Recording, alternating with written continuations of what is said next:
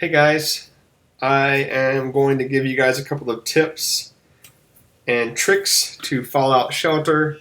It's been out about a week now. I've gotten to the point where I've stalled out. There's not really much else for me to do, but I did notice a couple of things that I think will help everybody going forward, and I wanted to provide that to everybody. I went ahead and opened Vault 312, which is the area code for Chicago. Um, so basically, the first thing I want to talk about is the levels. So you notice characters start to level up.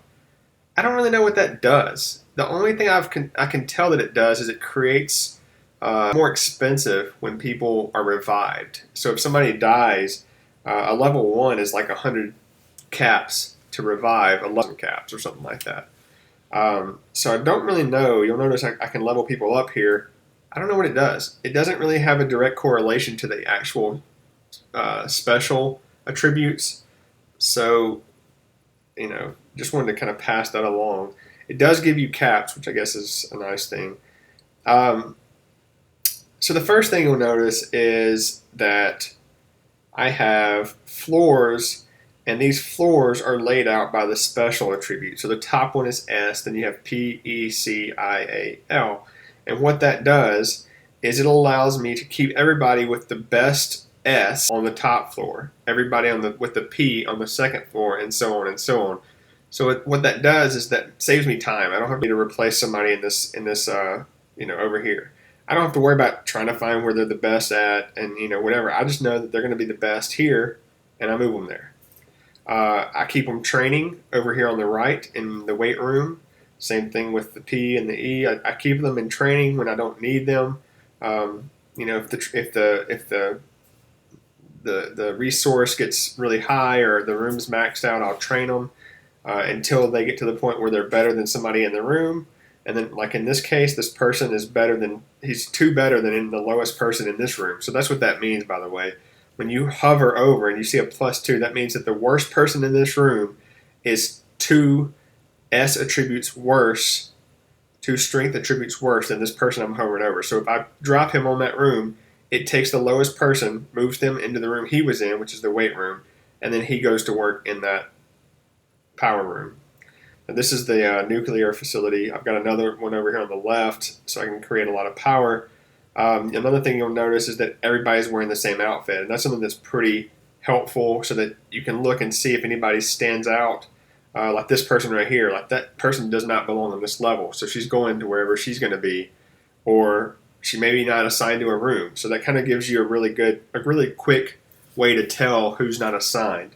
There are some exceptions, like this guy right here. For some reason, the sports outfit gives you 4 strength, and the military gives you 3. So I do have the one guy that's in sport, and eventually I'd like to get everybody in sport or whatever the highest is. And then, of course, this person right here is wearing a heavy battle armor, which is a 4S. So I do that I do the outfits on every floor. You can see like this person right here is pretty sad. He doesn't belong on this floor. He's also kind of sick, so I'm gonna give him some food there. Another thing that I started doing, and it became less of an issue later on, but it was really helpful early on, is I started naming people by the best attribute that they were. So if they were best at agility, I would name them agility something else. If their second best attribute was perception, I would name them agility perception. So that way I could tell really quickly just by clicking on their name. This actually is a descendant of somebody with the last name of Luck. Let me see if I can find somebody where I did that. There's a strength one. Yeah, here we go. Perception intelligence. The names get long, so they don't fit on the row. But it made it really easy for me to know where this lady should be working because her best attribute is perception, and her second best is intelligence. So she needs to be working in the perception room, which is the water, or in the labs. So anyway, so that was another thing that was really helpful, is just naming the people how they were. Now later on it became less of a deal because I left everybody on the same floor and I really didn't get them off the floor that much. So again, have the floors lined up by the special attribute that saves you time, and then have the people wearing the same uniform. That will make it really easy to tell what people belong on the floor and what people are not employed or don't have a job. And then of course naming the people is really helpful early on. Another thing is that, and I think this is pretty evident once you start playing the game, is keeping at least 1 or 2 people in that fortified vault door room for when you have raider attacks. I give them my best guns, and typically they'll take out the raiders without much of an issue, and they don't really get down any further. Now, if they do start having problems, if your guns aren't powerful enough, what you want to do is because the raiders go floor by floor, you want to give your highest guns, your highest weapons, your strongest weapons to the people in that fortified vault door, top level here, which in this case is the nuclear reactor room, because that's where the raiders go next. And they'll never make it. If you have 6, 7 strength guns, they'll really never make it, to the second or third floor as long as you have enough people there. Anyway, that's basically about it.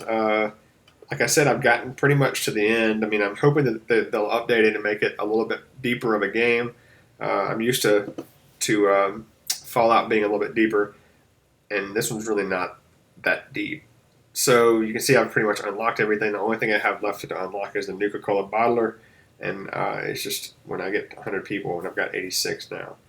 So I hope that helps. I'll probably go one more time with the special attributes, or maybe double up somehow if I'm bored.